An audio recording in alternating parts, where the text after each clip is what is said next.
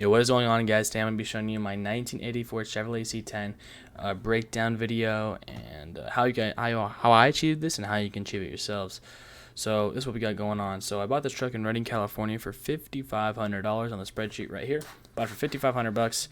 It was not in the best condition. It needed paint terribly. It needed hoses connected, but I bought it from a mechanic. He already put a lowering kit on it. Suspension kit, I believe it was.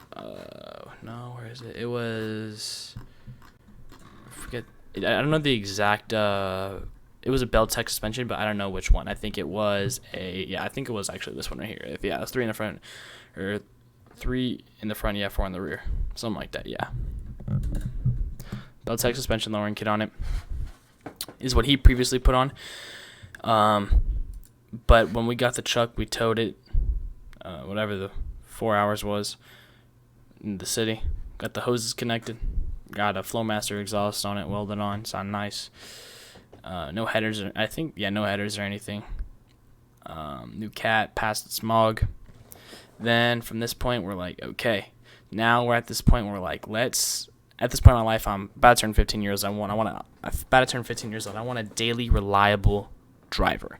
So we're not messing with the LS swaps. We're not doing anything with the headers. We're not doing any new fuel injectors or making a fuel injected or not doing anything. Yeah, we're not adding new heads. We're just gonna keep the engine interior. So that's what we did.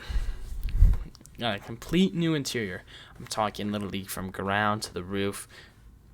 New, except some parts that I wasn't able to find. I literally just spray painted them black, which are, some interior trim pieces.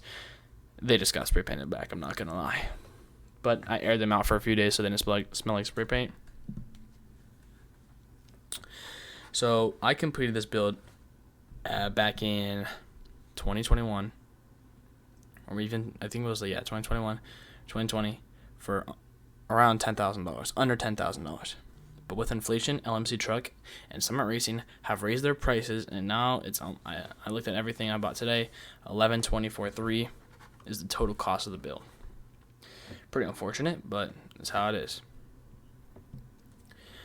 The most expensive part of the build was some of the more expensive parts of the build were the dash, the carpet, the custom fabric, which is from Scotland, and then also like the mechanical problems, or not mechanical problems, but like not even mechanical issues, just stuff that takes time, like skill or trade, like welding. But everything else was done by me and my father, mainly me though. I mean, I worked on it every single day in the summer. Everything came off, everything went back on, looking nice and fresh.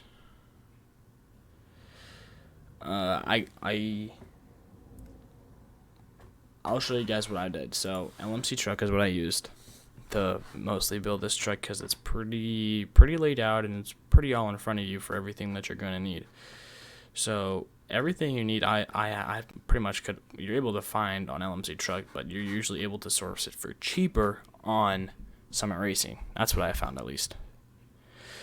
So this is what's gone. My armrests were $50, and they were also wrapped in the custom fabric, which is at the very bottom, for $450.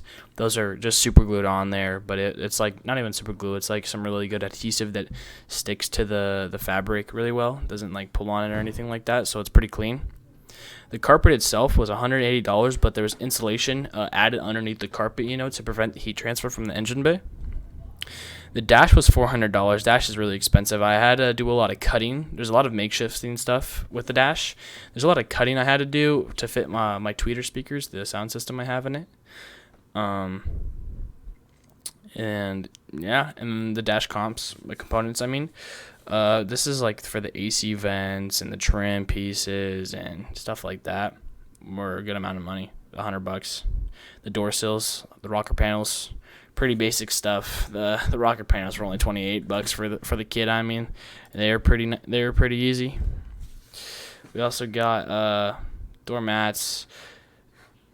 The floor mats, not the door mats. The floor mats were super expensive, and for what? I'm not even kidding you. The floor mats were $100 $135 for the floor mats. That is that's pretty excessive to me. Who makes floor mats that are $135? Let's see if I could find those floor mats for you guys. Trim, truck covers, window accessories. Nah. Lighting interior. Here we go. Yeah, floor mats. Okay, so these are the ones I used right here. They're pretty nice. They're $135. I'm pretty sure I got these for $75 before inflation. That's crazy. The headliner is $250. The headliner I have one is pre-molded. I believe I bought it here as well. It's, let's see, not carpet. It's a headliner. Yeah, it's pre-molded, single cab. It's pretty basic. $254. So I got mine in black. It's obviously right. It's pretty clean. It's pre-molded. It was super easy to install. I just took a few trim pieces to hold it up. As you can see here, there's little dots. I had to cut out these out. I think it took me a couple days because I was weighed on the sun visors. Because a main structural integrity part of the of these are the sun visors. At least for me, because I didn't have many screws to fit these trim pieces at the time. So I used the sun visors to hold them up pretty good in the front. Door panels are $215. The door panels, in my opinion, from LMC truck are pretty cheap. They're pretty that's how it was in the 80s, obviously. But I mean, they're like good quality, but at the same time, they're like extremely plastic. I guess it makes sense. But if you're going for like a high interior, if you're going for a high interior build, then the door panels from LMC are probably not going to be your best friend because they're just super cheap. They're super easy to install, a few clips and a few screws, and they're really easy to install. But they are super cheap looking, and I also had to do custom armrests to really make them pop. Sun visors were $100, pretty basic stuff. The custom fabric and the extras I just mean bolts, nuts, washers, spray paint, just the paint. In general, a lot of stuff I had to paint even by hand. Custom backer was $450 yet. And also, this is how I got the idea for those seats, if you guys were wondering. So I saw these bucket seats, right? I saw a lot of people were using them in their custom C-10 builds. Like this one's right here, this one right here. I like this one. I just like the fabric more, and I looked at the price, and I was like, it's $1,500. And not only that, but I don't really like the bucket seats. I mean, the whole thing about a square body and those 80s style models, 70s and 60s, is that bench seat. You want to keep it. So I was like, seat cover it, boom. Let's put a nice like plaid seat cover on it. I mean, I love it. It's super clean. And that got us down to our build cost of right around $10,000. If you guys are wondering about the paint too, let's get into that paint. Paint is really cheap. I'll take that back. My paint is really cheap. We used Mako. They are super cheap. Cheapest for sure. Mako paint is the cheapest paint that we could find. Everyone was trying to charge us $10,000 in California when we lived there for our paint, and we were like, what the fuck? We're not paying $10,000 for that paint, straight up. So we didn't. We went to Mako. They got us for $3,000 with a clear coat, and it's been fine. I mean, I've had paint chips. I'm not gonna lie to you, it's actually super thin paint, and it's cracked multiple times. But our warranty has given us two repaints where they stripped it down to the primer and had to get that chipping off, add a new paint. So yeah, it's starting to chip again. So I wouldn't go Mako. I mean, if we didn't have the warranty, it would have costed us around the same price as a regular paint job. So I recommend you get a nice and thick paint job by actually like a reputable nice company. That's what I recommend. Anyways, let's get to the future visions I have for the truck. So now that I'm 17, I've worked a few jobs. I flip bikes. I love it. This is what I'm thinking. So I'm thinking about, I've moved away from the good-looking side because I think the truck looks great. I moved away from the good-looking side. There's nothing really much I want to do more to it. But I've moved into like this thing where it's like a Need for Speed kind of thing, you know. You got to. So I'm looking at, LS swapping the truck. So, Yes, the LS swapping is expensive, and I'm going to need a bunch of parts to do it. Now, I'm thinking LQ9. I could rip one of these for like a $1,500 or $500 at junkyard, whatever you want to. You could rip it for cheap at a junkyard. You get for $500. I called them $500, but I need to do a complete swap. I'm going to get a new drive chain and new diff. It's going to be a build, and I think overall it's going to cost me around $10,000 for the build, because I'm also going to rebuild the motor with forged pistons, forged rods. I'm also going to put new headers on. I'm going to make it look nice. I'm going to give it a fuel injectors. I'm making my whole thing fuel injected. I'm switching from carbureted to fuel injected, which means I need new tanks. And new tanks, when you have dual tanks, is expensive. I will just say that. When you're rocking dual tanks, they are expensive to fix.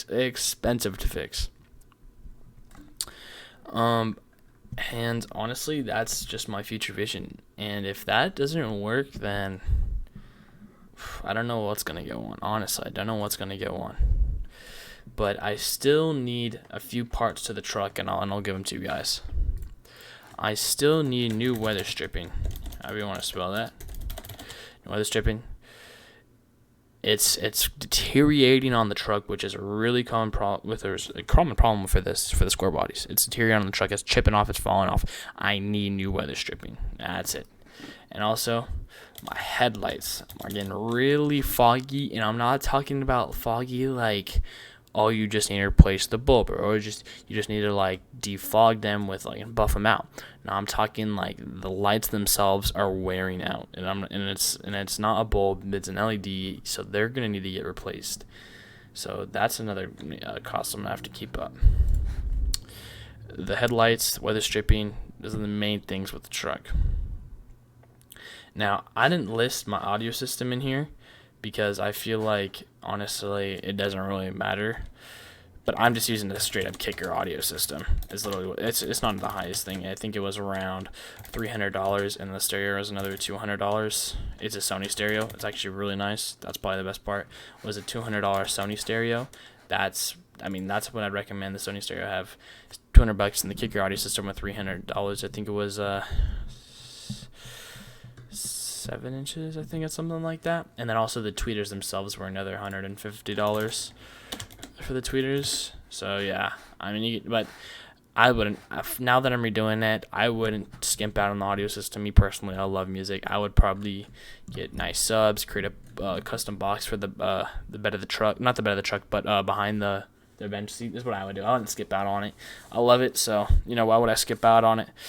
There's so much stuff you can do to the truck. Honestly, you can spend so much money. It's like when you're building these things, you can spend as much money as you'd like, honestly. So you have to be careful, and you have to really spend your money where you need it.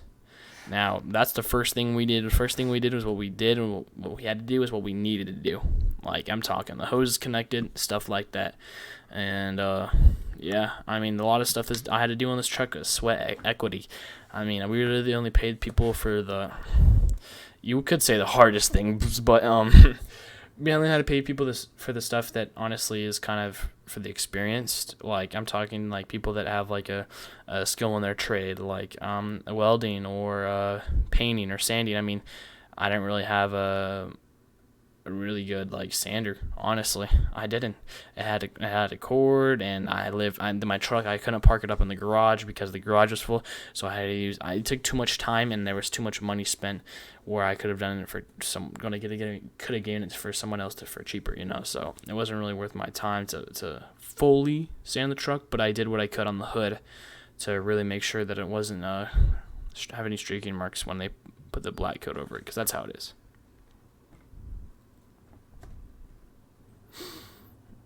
And yeah, it's gonna wrap it up. See ya.